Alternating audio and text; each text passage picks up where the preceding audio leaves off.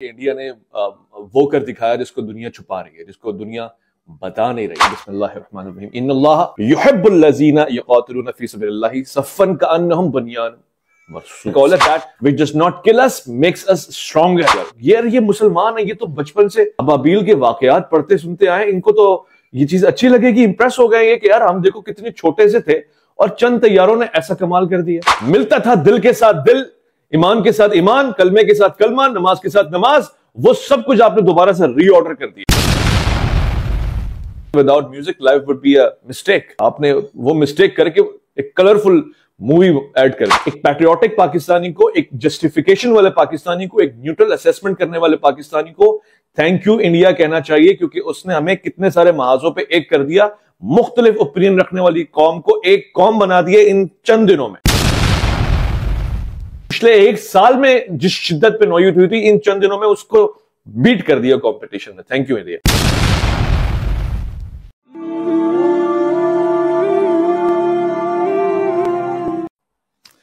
सलामती है उन आंखों पे जो हिदायत पे नजरें जुमाए बैठी है, उन कानों पे जो जिक्र खैर के मुंतजर रहते हैं, और उन कदमों पे जो हिदायत की राह पे गामजन है। अस्सलाम वालेकुम वरहमतुल्लाहि वबरकातुहू। आप देख रहे हैं दिलचस्प और तारीखी नतीजा दो मुल्कों की अजीम जंग का। कौन जीता है, किसके हाथ में कितनी ताकत आई है और इसका नतीजा क्या निकला। मगर इससे भी जरूरी है कि मैं आपको एक बैकग्राउंड चेक दे दूं। ख़वातीन व हज़रात, इंडिया और पाकिस्तान 1947 से लेकर आज तक एक दूसरे के सामने आंखों में आंखें डाल के खड़े हुए हैं। कभी भारत की जीत होती है, कभी पाकिस्तान बाजी ले जाता है। जंग में यही होता है और मुतअद्दिद बार भारत ने अपना काम कर दिखाया है ताकत के जरिए। इस बार जो जंग छिड़ी, जिसमें अग्रेशन भारत की थी, इल्जाम हिंदुस्तान का था कि पाकिस्तान ने दहशतगर्दी के हमले कश्मीर में पहलगाम में करवाए हैं, जिसके नतीजे में पाकिस्तान को सख्त से सख्त सजा दी जाएगी, कड़ी सजा दी जाएगी, और उस कड़ी सजा में पाकिस्तान को घुटनों के ऊपर बैठने पे मजबूर कर दिया जाएगा। इंडिया के चैनल्स तो ये बता रहे थे कि पाकिस्तान नेस्तो नाबूद ही हो जाएगा। ऑफिशियल्स ये बता रहे थे कि इतनी सख्त सजा देंगे कि दोबारा कभी मजाल भी नहीं करेगा और आंख उठा के देखेगा भी नहीं। शायद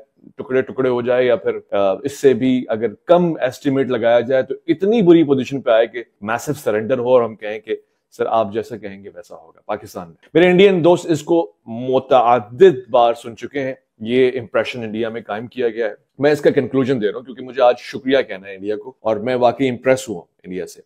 इस वीडियो का सेंट्रल आइडिया भी यही है कि इंडिया ने वो कर दिखाया जिसको दुनिया छुपा रही है, जिसको दुनिया बता नहीं रही है। इंडिया की इस हवाले से एक बहुत बड़ी अचीवमेंट है, एक बहुत बड़ा डोनेशन है जिसने दिया है, और उसको बताना बहुत इंपॉर्टेंट। मगर उससे पहले मैं 7 चीजें बताता रहूं, और मैं चाहता हूं कि रेलेवेंट हिस्ट्री आपको बताऊं इसकी। वॉर स्टार्ट हुई इंडिया के एक्शन के मुताबिक। पूरी दुनिया में ये चर्चा था कि भारत अब तबाह कर देगा पाकिस्तान को। 3 दिन और उससे पहले जब ये वॉर स्टार्ट होने की बात चल रही थी, उसी दिन जब ये पहलगाम अटैक हुआ, पाकिस्तान ने बहुत सरेंडर, सबमिसिव, डिफेंसिव स्टाइल इख्तियार किया। पाकिस्तान ने कहा कि जंग नहीं चाहते, जंग नहीं करें। दुनिया को बताया भाई आप आए आप आए आप आए, ये क्या चाह रहा है, ये पागल हो रहा है, ये दीवाना हो रहा है, ये जंग को बढ़ा रहा है। और वो भी एक मजाक बना हमारे साथियों ने हिंदुस्तान में, पाकिस्तान में और दीगर जगहों पे कहा देखो कमजोर मुल्क है ना, इकॉनमी नहीं है, पोजीशन नहीं है, कोई भाग रहा है, डर रहा है, खौफ है, बला है हिंदुस्तान, भारत एक बला बन के उतरने वाला है। दुनिया को पाकिस्तान उस वक्त ये समझा रहा था कि हम चाह रहे थे कि मामलात नहीं बिगड़ने चाहिए, और वो बिगड़ेंगे तो नतीजा बहुत बुरा होगा, किसी के हक में नहीं होगा। मगर उसको खौफ और बुज़दिली और कमजोरी लिया जाने लगा। एनीवे, उसका कंक्लूजन क्या निकला? अब कल जाके सीज फायर हुआ, वो भी अचानक, सेम उस दिन जिस दिन पाकिस्तान ने अटैक किया, मॉर्निंग में फजर के बाद, और शाम तक मामला सुलह की तरफ आ गए। पाकिस्तान सुलह के लिए कब से ही चाह रहा था, यानी ऑफिशियल्स ये रिपोर्ट कर रहे थे कि पीस होना चाहिए। इंडिया पीस के लिए एग्री करके, ये एक अजीब बात है, एक शॉकिंग न्यूज है। उसकी वजह यह है कि इंडिया तो अग्रेशन दिखा रहा था, अटैक कर रहा था, और इंडिया के प्लान्स थे, वो प्लान्स इससे रेलेवेंट नहीं है कि पीस ट्रीटी हो जाए फॉर नथिंग, कुछ हासिल नहीं हुआ, कुछ भी नहीं हुआ, और उसके लिए पीस ट्रीटी हो जाए और उल्टे आपके जहाज नुकसान में चले जाएं, उल्टी आपकी वॉर इंस्टॉलेशन निशाने पे आ जाए, आपकी वीकनेस दुनिया को पता लग जाए, और फिर एक आईपीएल जैसा बड़ा बिजनेस भी खतरे में आ जाए। तो इसकी अचीवमेंट तो इंडिया को नहीं हासिल हुई। तो फिर मैं क्या कह रहा हूँ, रिवॉर्ड क्या है इंडिया का? पाकिस्तान ने एक ऑपरेशन शुरू किया बुनियानुल मरसूस, और जिसको रेलेवेंट इसलिए बयान किया जा रहा है कि जी बहुत बड़ा इस्लामिक ऑपरेशन है, और उसमें इंडिया में जो बैठे मुसलमान हैं, जो मैं समझता हूं पाकिस्तान के कई सारे मुसलमानों से अच्छे मुसलमान हैं, सच्चे मुसलमान हैं, वो भी इसको एक सॉफ्ट इंप्रेशन में देखेंगे। कुरान की आयत है सूरह सफ की, बिस्मिल्लाहिर्रहमानिर्रहीम, इन्नल्लाह युहिब्बुल लज़ीना युक़ातिलूना फ़ी सबिलिल्लाहि सफ़्फ़न कअन्नहुम बुनियान मरसूस। अल्लाह पसंद करता है, मोहब्बत करता है उन लोगों से जो अल्लाह की राह में क़िताल करते हैं। और बिल्कुल ऐसे जैसे शोल्डर टू शोल्डर, बुनियान मरसूस, यानी सीसा पिलाई दीवार की तरह। ये आयत है कुरान की। कुरान की इस आयत को का जो मजदर है वो मुसलमान है, वो मुसलमान जो अल्लाह की राह में लड़ते हैं। दोनों तरफ ही मुसलमान है। पाकिस्तान में मुसलमान है, मेजॉरिटी मुस्लिम कंट्री है, बट इंडिया में पाकिस्तान से ज्यादा मुसलमान है। और ऐसा नहीं हो सकता कि इंडिया के मुसलमानों का खुदा कोई और है और पाकिस्तान के मुसलमानों का खुदा कोई और है। तो ये आयत इंडिया के मुसलमानों के लिए भी उतनी ही रेलेवेंट जितनी पाकिस्तान के मुसलमानों के लिए, और वो इस आयत पे अमल भी करते हैं, ईमान भी रखते हैं। फिर कॉन्फ्लिक्ट क्या है, मैं आपको मजीद में बता रहा हूं। 2016 में लीबिया में जब ISIS के खिलाफ अटैक हुआ, एक ऑपरेशन हुआ, तब यही ऑपरेशन का नाम रखा गया था बुनियान मरसूस। यानी ये कोई पहला नाम नहीं है तारीख में, या किसी नई इजाद नहीं कह सकते हम इसको, एक रेलेवेंट हिस्ट्री है इसकी, और वो भी दाइश के खिलाफ। होना तो ये चाहिए कि इस तरह के एक और ऑपरेशन या इसी तरह का ऑपरेशन पाकिस्तान में इन्हीं लोगों के खिलाफ होना चाहिए जो टेररिज्म को प्रमोट करते हैं, सच एज लीबिया, जिस तरह लीबिया ने किया। यही बैंड आउटफिट्स होना चाहिए। आप कहेंगे देखें पाकिस्तानी है और वो बात कर रहा है जो बनती है, और बिल्कुल यही हक है हमारा। इसी तरह मैं हिंदुस्तानी भाइयों से भी कहता हूं, शायद मैं ये भी आपको बताता चलूं कि पाकिस्तान बहुत सारे मौजू पे इन टेररिस्ट ऑर्गेनाइजेशन के खिलाफ ऑपरेशन कर रहा है। इससे पहले कई सारी जरबे लगा चुका है, मगर एक फुल स्केल ऑपरेशन होना चाहिए जिसमें हम बहुत से लोगों को ये क्या क्या अगर छोड़ देते हैं कि आगे हमारे काम आएंगे या इनके कोई पॉलिटिकल डिप्लोमेटिक रिलेशन हो सकते हैं। नहीं, कोई टेररिज्म के ऊपर कोई कॉम्प्रोमाइज नहीं होनी चाहिए। सो पाकिस्तान ने जब अपनी मिलिट्री पार, जो दुनिया ने क्या, मैंने क्या, आपने क्या, कभी किसी ने इस तरह से एक्सपेक्ट नहीं की होगी, क्योंकि एक सोची समझी बात है कि जो मुल्क मिसाल के तौर पर 10 बिलियन ले रहा है, एक मुल्क 80 बिलियन ले रहा है मिलिट्री बजट अपना, कोई 8 गुना ज्यादा बड़ा बजट ले रहा है, कैसे कंपेयर हो सकते हैं इक्वल टेक्नोलॉजी में, मासेस में, नंबर में, क्वांटिटी में, टैक्स में, परचेजिंग में, वॉर वेस्टेज में, किस चीज में इक्वल हो सकते? हो ही नहीं सकते। इंडिया का जो मैं शुक्रिया अदा कर रहा हूं कि इस पूरे सिलसिले में उसने कुछ बड़े काम कर दिए हैं जो दुनिया देख नहीं रही जिसको। हम इससे पहले, आज 2025 में मई में हम हैं, पिछले 2 से 3 सालों में जितनी स्पीड के साथ हमारे दरमियान पाकिस्तान इस्टेब्लिशमेंट को लेके, मिलिट्री के साथ नाराजगियां लेके, डी स्टेबलाइजेशन को लेके, पॉलिटिकल अनरेस्ट को लेके मसाइल खड़े थे, ऐसा लग रहा था कि आने वाले चंद दिनों में कुछ बहुत बड़ा हादसा हो जाएगा, खाकम बदन, खुदा ना करे। ये बलोचिस्तान के कुछ रीजन में रहा, सिंध के कुछ रीजन में रहा, खैबर पख्तूनख्वा के कुछ रीजन में रहा, पंजाब में ये मसाइल चल रहे थे।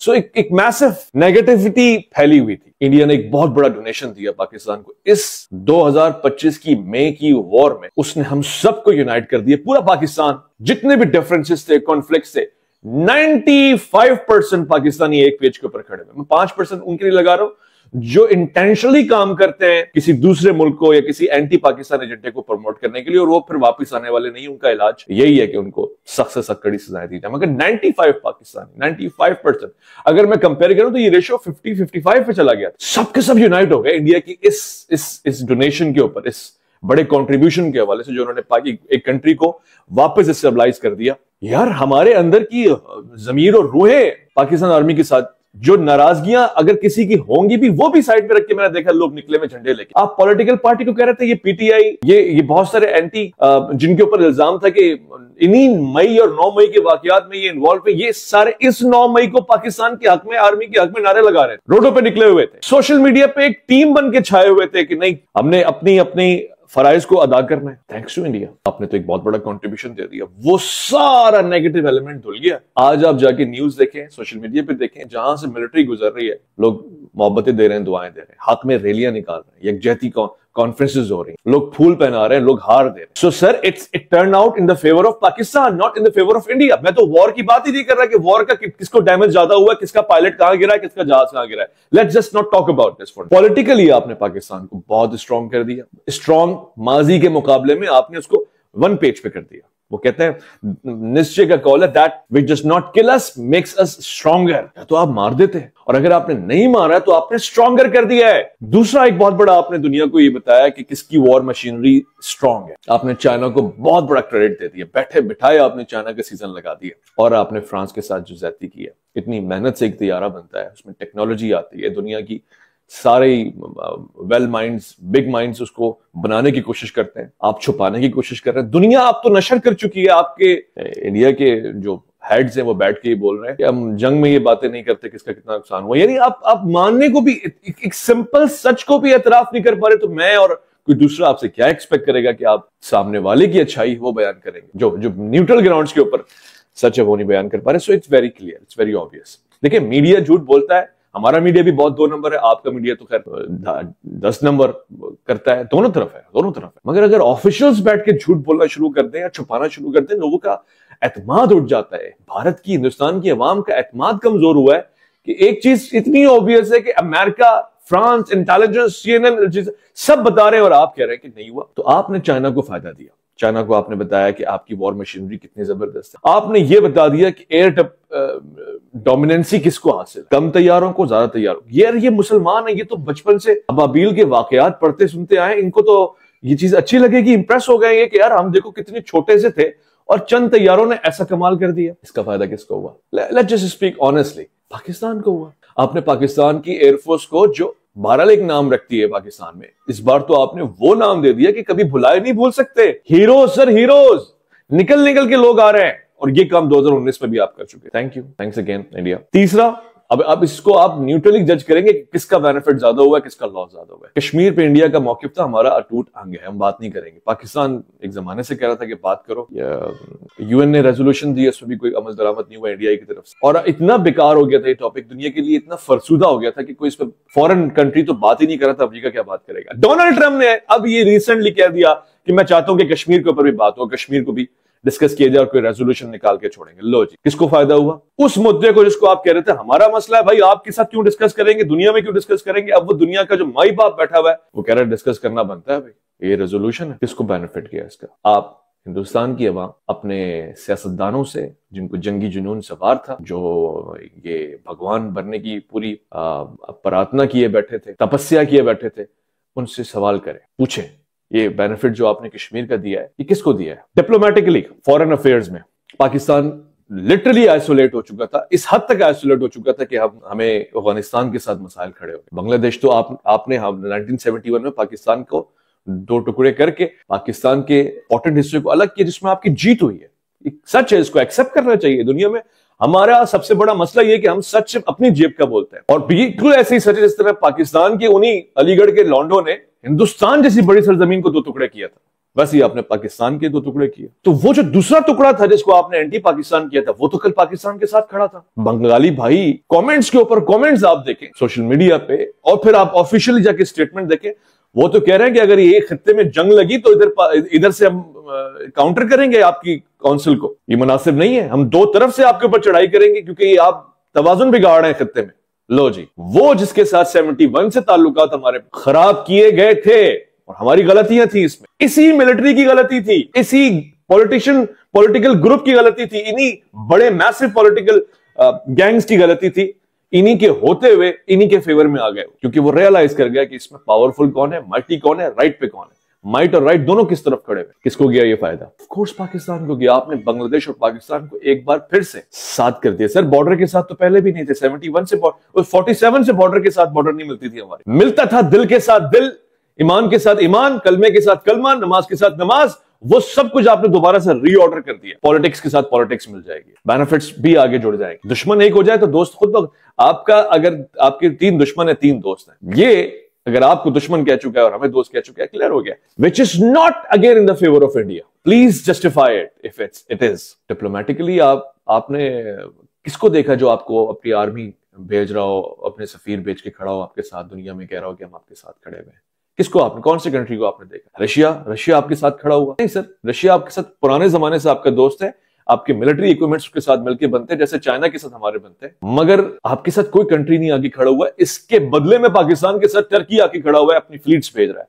अजरबैजान में पाकिस्तान के हक में नारे लग रहे हैं। अजरबैजान, टर्की, पाकिस्तान, 3 कंट्रीज, तीनों ये जो मून जिनकी कंट्री फ्लैग पे बने हुए खुश हैं जी, नारे लगा रहे हैं दूसरे के हक में। आपने ये क्या कर दिया?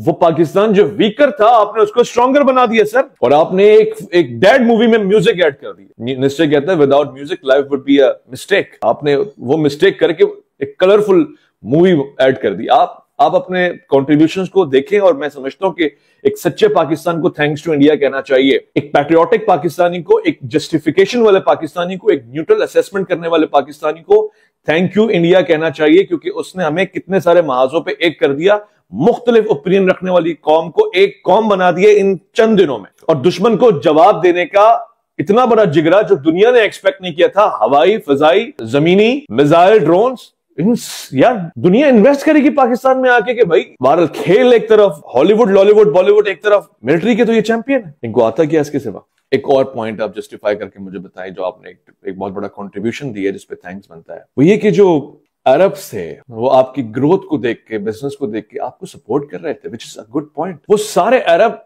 वो सऊदी, देखिए अरब तो इजराइल को सपोर्ट कर रहे थे, इस हद तक हमारे अरब बन गए। वही अरब सबसे इन्फ्लुएंशियल किरदार अदा करके बैठे हुए इस पूरे कॉन्फ्लिक्ट में। सऊदीया के सफीर दोनों ममालिक में, दोनों ममालिक को पीस डाउन करने के लिए हमारी पोजीशन जो पाकिस्तान की कमजोर हो गई थी वो आपने इक्वल कर दी है। इंडिया और पाकिस्तान दोनों संभल के बैठ जाए, दोनों इक्वल हैं। लेकिन बड़ा भाई जब छोटे भाई से लड़ता है और कोई आके कहता है दोनों एक साथ होके बैठ जाओ, दोनों ठीक होके बैठ जाओ, दोनों में से कोई नहीं बोलेगा, दोनों दोस्त बन के रहो, एक दूसरे को सॉरी बोलो, तो बड़ा और छोटे का फर्क मिट जाता है, फिर वो दोनों इक्वल काउंट हो रहे होते हैं। आपने थैंक यू पाकिस्तान और इंडिया को बिल्कुल इक्वल कर दी, जो होना नहीं चाहिए। क्वांटिटी, मैसिव ग्रोथ, इकोनॉमी, हर चीज में यू आर प्रोग्रेसिंग, आपने इक्वल खड़ा कर दिया दुनिया के सामने कि वो भाई एक ही है। एक और बेनिफिट, बांग्लादेश, टर्की, चाइना के अलावा वो कंट्रीज जो अब तक दूर से देख के कहते थे कि कौन, ऑस्ट्रेलिया ने न्यूक्लियर पावर नहीं बनाया कभी अपने आप को। ऑस्ट्रेलिया में ये डिस्कशन हो रही थी कि यार ये Pakistan it's an emerging power, India तो एक नोन पावर है, मगर सी पाकिस्तान के पास एटॉमिक पावर है, ऑस्ट्रेलिया के पास नहीं है। So what are they doing, what the hell is going on? जिनको नहीं भी सुना हुआ था ना पाकिस्तान का नाम, उनको आपने सुनवा दिया। I guess it is a well deserved thank you for Indian brothers.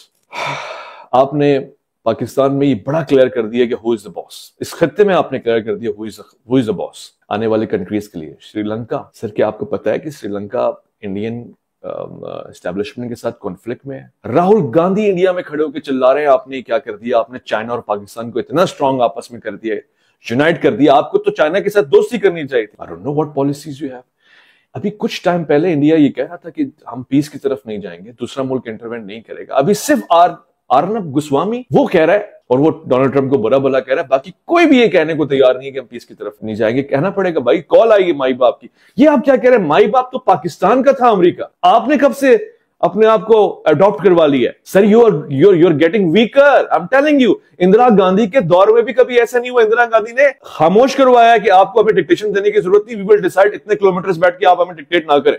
मगर वो जो महान मोदी जी थे उन्होंने तो सर दिन नहीं, महीने नहीं, हफ्ते नहीं, घंटे भी नहीं, मिनट्स लिए। बाय द वे, इस पूरे सिनेरियो में मैं जो शुरू से कह रहा हूं, पहले दिन से कह रहा हूं, प्लीज मुझे बताइएगा अगर आपने मेरी बात सुनी हो। इसका सबसे बड़ा बेनिफिशियरी एक कंट्री, उसने अपना काम कर दिखाया थैंक्स टू इंडिया। गजा में बिल्कुल जो 100% मैसकर चल रहा था ना, उसको 100 200% करके कंप्लीटली फिनिश जॉब कर दिया। वो टेरिटरी जो उन लोगों की थी जिनकी जमीन शुरू से है, उस टेरिटरी के ऊपर भी एक बफर जोन बना के उनको ठिकाने लगा दिया, उड़ा दिया। बंदों के ऊपर ऐसे शूटिंग की गई जैसे सामने कोई वो मोर्चा रख के शूटिंग प्रैक्टिस नहीं होती है। Thank you. वो जो पिछले एक साल में जिस शिद्दत पे नौयत हुई थी, इन चंद दिनों में उसको बीट कर दिया कंपटीशन में। Thank you India. I guess beneficiary जो है वो अपना फायदा ले गया। आप दुनिया के सामने एक्सपोज हो गए, पाकिस्तान अपने पावर्स को एंगेज कर गया, वो जो वॉर टैक्टिक्स थी दुनिया को पता लग गया। Now India knows and realise इनके जुगाड़ बहुत सारे हैं, they can do different things at different time, which Pakistan was already saying कि भाई हम सरप्राइज देंगे, हमें सरप्राइज ही देना आता है, हमारे पास प्राइजेस नहीं है आपके लिए, हम बम्पर प्राइज नहीं रखते, सरप्राइज रखते हैं। So it is coming as a historical fact. वो जो आप आसिफ गफूर साहब की जुबान सुन रहे थे, we shall surprise you. Sir 2025 के मई में they have proved that they have surprised you. If you want more surprises, keep on doing it. If you want to come on peace deal, now it's a time that make these two countries stronger, united, and a subcontinental power. It is a time that Modi and other officials should realize, and Indian government and Indian people should stop voting for these butchers. What are they doing? Media पे एक ऐसी hype create कर दी India ने, जैसे कई सारे जन्म पाकिस्तान मर के दफन होके उसके बाद फिर दोबारा पैदा हुआ। फिर सर ये एक इमेजिनरी वर्ल्ड आपने क्रिएट कर दिया, जिससे लोग बाहर आ रहे हैं, थूक रहे हैं सोशल मीडिया के ऊपर। यार ये आपने हमें कितना बेवकूफ बनाया। सबसे बड़ा दुश्मन इंडिया का मीडिया रहा, जो झूठी खबरें और उसमें न्यूज आप एक देखेंगे एक क्लिप के अंदर, वो साफी कह रहा है कि यार मैं जो रिपोर्ट में माइक उससे क्लोज नहीं हुआ, ऑफ नहीं हुआ, तो उसने कहा कि वो फेक न्यूज चलवा देते हैं, उसके बाद फिर कहते हैं कि खबर क्यों दी है, क्योंकि ट्रेंड बन गया, एक नॉर्म बन गया जो नहीं होना चाहिए। और फिर पाकिस्तान में आपको पता है हमारे जाहिद अहमद जैसे लोग बैठे हुए हैं, वो तो चाहते ही यही है, उनका तो फेवरेट सीजन लग गया, जिसे कहते हैं ना चांदी हो गई। वो ये जहर और आग थूकना चाहते हैं सो हम कभी भी इस खत्ते में अमन पसंद नहीं रह सकेंगे। और इस पूरी सिचुएशन में एक और कंट्री है जिसको आपने बहुत स्ट्रॉन्गर कर दिया, थैंक यू। टर्की को आपने एक नॉमिनेटेड पावर बता दिया दुनिया। ओ भाई, ये कंट्रीज तो आपस में नहीं बैठ रहे थे, जो आपने कॉन्फ्लिक्ट इनका रिजॉल्व करवा दिया। टर्की, सऊदीया, ईरान, ये सब एक साथ एक पेज पे आ गए। ये मत कहिएगा मुस्लिम उम्मा, इनके अंदर मुस्लिम उम्मा का दर्द होता तो ये फलस्तीन के लिए खड़े होते। Sir, there is no Muslim उम्मा concept working in this world. Muslim Ummah is pathetically failed in uniting their causes for Palestine and other regions. No, it's all about the power and the military strategy and strategical position. They know कि ये गया तो हम गए। Anyway, हम इस बात को इस पे कंक्लूड करते हैं। हमें अब हो गई जंग, लड़ ली आपस में, अब इस कंक्लूजन पे आ जाए। These both countries have to learn to stay and love together and walk together and walk of life. Please अब ये सोशल मीडिया की जंग छोड़, हो गई जंग, सीज फायर हो गया, सोशल मीडिया पे भी सीज फायर करते हैं, वापस आ जाएं अपने ताल्लुकात के ऊपर, देखें किसके कितने रिश्ते, कितने ताल्लुकात, कितने अफेयर्स, कितनी फ्रेंडशिप्स हैं इंडिया पाकिस्तान। देखें, इस बात पे गौर करें कि हमारी जुबानी कल्चर का कितना मिलता जुलता है। हमें सिर्फ चंद खून पीने वाले लीडर्स ने लड़ाया है, अब बस कर जाए, कितना और लड़ना है। दुनिया को इतना बुरा इंप्रेशन गया हुआ है कि ट्रम्प साहब कह रहे हैं कि 1000 साल जंग चल रही है। 1000 साल तो तारीख भी नहीं है हमारी। 47 से पहले तो सारे मिल बांट के रह रहे थे बाटाबाद में। तो अब जो बढ़ गया है वो बढ़ गया। अब बटने से मुराद सिर्फ कटना होगा।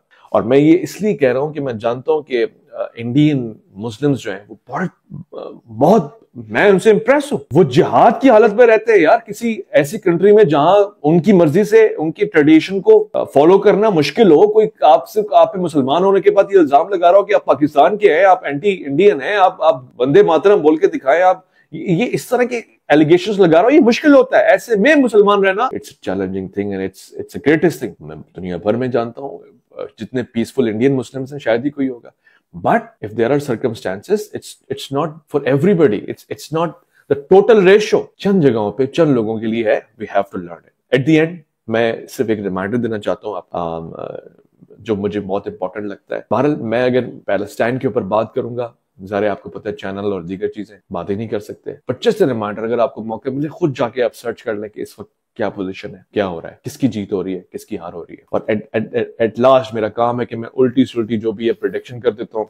अब तक काफी चीजें सही नजर आई हैं, एक प्रेडिक्शन और कर देता हूँ। सर, जिसने आग लगाई है वो आग दोबारा लगाएगा। जंग का माहौल दोबारा खड़ा करने की कोशिश की जाएगी, सर्कमस्टेंसेस को दोबारा खराब किया जाएगा, अनडिस्क्लोज, अनडिस्कवर, अनप्रेडिक्टेबल अंदाज से कोई फिर से कोशिश करेगा कि हमारे दरमियान मजीद बात बढ़े। और इसी खत्ते से टेस्ट करने वालों ने टेस्ट कर लिया कि वर्ल्ड वॉर अगर करनी है शुरू, तो वो यूक्रेन रशिया से नहीं होके दी है, वो मिडिल ईस्ट से नहीं होके दी है, वो इस साउथ एशिया से होगी, इंडिया पाकिस्तान से। हमारे वाले तो वैसे इसको गज़वे हिंद का नाम देते हैं। Be ready for it, be ready for it. Drone हमले कोई करेगा, कोई बॉम्ब ब्लास्ट करेगा, क्योंकि ये सारा गेम शुरू हुआ था एक टेररिस्ट एक्टिविटी से। बड़ा आसान बना दिया सर आपने। इंडिया वालों थैंक यू। आप टेररिज्म भी आपको से थैंक यू बोल रहा होगा। अब आप कोई भी दूसरा अगले महीने 30 दिनों के अंदर इंडिया में, मैं अल्लाह ना करे ऐसा हो, मगर अगर इनकेस कोई टेररिस्ट एक्टिविटी हो जाए, क्या चांस रह गया? मोदी साहब को दोबारा से अटैक करना पड़ेगा। सर आपने बड़ी बातें की थी, ओ बदला लेंगे, आतंक का ये उठा देंगे, फिर आपका आवाम पूछेगी अब करें ना दोबारा से। इतनी आसान हो गई है वॉर। और अगर आप नहीं करेंगे तो दुनिया कहेगी पहले क्यों किया था। So now on every terrorist activity that is inside India and Pakistan does not know about it, even you have to make Pakistan responsible for it and you have to reply it. वरना आपको ये कहना पड़ेगा नहीं sir हमारी अब loose position क्या हो गई थी, नहीं हमारे अपने बंदे थे, हमारी अपनी मिस्टेक थी, पाकिस्तान ने नहीं किया। क्योंकि अगर आपने क्लेम किया कि पाकिस्तान ने किया तो फिर आपको पाकिस्तान पे अटैक करना पड़ेगा। अच्छा, फिर ये आप बहुत सारे दोस्त हमारे इसको समझेंगे। ये जो पानी बंद करने के ऊपर टॉन्ट है, हिंदू ठीक है, they don't have such history कि उनके साथ करबला का कोई वाकया हो, बल्कि हिंदू हुसैनी बरामद ये भी पार्टिसिपेट करके गए करबला में। तो मैं समझता हूं कि एक पढ़ा लिखा हिंदू तो कभी भी नहीं बोलेगा पानी बंद कर दिया बड़ा खुश हो गए। नहीं, मुसलमान कैसे कह सकता है कि पानी बंद कर दिया? ये तो एक अलग कौम है मुसलमानों में, जो यजीदी कौम है, जो यजीदी फिक्र है, वो बड़ा खुश हो गया पानी बंद करके। तो पहली बात तो पानी बंद करना इतनी आसान चीज नहीं है सर, प्लीज कैलकुलेट कीजिएगा। पानी है, इंसान अपना पेशाब भी रोक लेता है तो अगले दिन खुद ही बीमार होकर पड़ा होगा, फट जाएगा उसका टैंक। ये तो बहुत सारा पानी है। तो जनाब ये इतना सारा पानी आपके पास डैम्स नहीं है, आपके पास आपके अपने कश्मीर के रीजन में, और हमें पता है आप ऐसा करेंगे क्योंकि एनीवे आप कश्मीरियों के साथ अगर मुखलिस होते तो ऐसा ना करते कभी। सैलाब आ जाएंगे, तूफान आ जाएंगे, रीजन आपका बह जाएगा। पानी रोक के आप डालेंगे कहां पे? पानी है। ये मोदी साहब के पेट की गैस नहीं है जिन्होंने हवा में उड़ा देनी है, पानी है।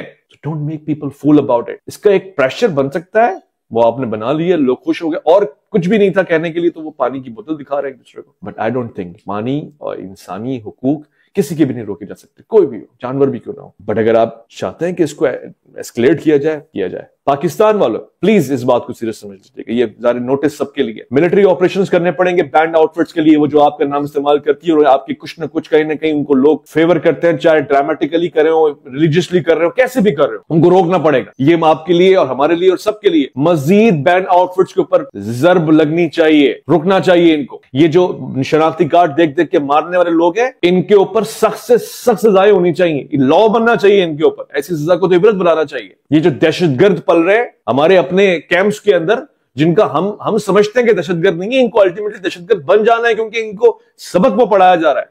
रुकना चाहिए, क्योंकि हमारी पॉलिसी ना भी हो तो ये बंदे वो हैं कि हमें बदनाम करेंगे। ये आपको क्या, इस्लाम को बदनाम कर रहे हैं। प्लीज टेक इट सीरियस, आप इससे जान नहीं छुड़ा सकते। ठीक है, it's an achievement for you, आपने अपनी मिलिट्री पावर को शो कर दिया, मगर इनको आपको खाना पड़ेगा, ये आपको खा जाएंगे। और ये सोचना छोड़ दें कि आप ये कभी आपके साथ मांस पे खड़े होंगे और बंदूकें चलाएंगे। नहीं सर, वो जंग ही नहीं रही है, ये गंदगी है खाली। ये they are dogs which are no more in use and they can't be your pets because they can bite you any day। और इनका जो इंजेक्शन है वो है भी नहीं दस्तयाब अब, क्योंकि ये अपने आप को ही काटते फिरे जा रहे हैं। मैं उन दहशतगर्दों की बात कर रहा हूं जो मुल्क और सालमियत के दुश्मन है, जो इस्लाम के दुश्मन है, जो मुल्क को बदनाम कर रहे हैं, इंसानियत को बदनाम कर रहे हैं, जो जंगली दीवाने हैं, जिनको मजहबी जुनून, जिस तरह भारत को मोदी साहब को जंगी जुनून था, इनको मजहबी जुनून है। पाकिस्तान को इनको काउंटर करना पड़ेगा, इनको सीज करना पड़ेगा, इनको पनिश करना पड़ेगा। That's the only solution. Once again, thanks to Indians for giving all these gifts on Diwali, and we expect that you will keep on giving us a lot of gifts. We will also be trying to send some surprises. Thank you. Allah ki aman.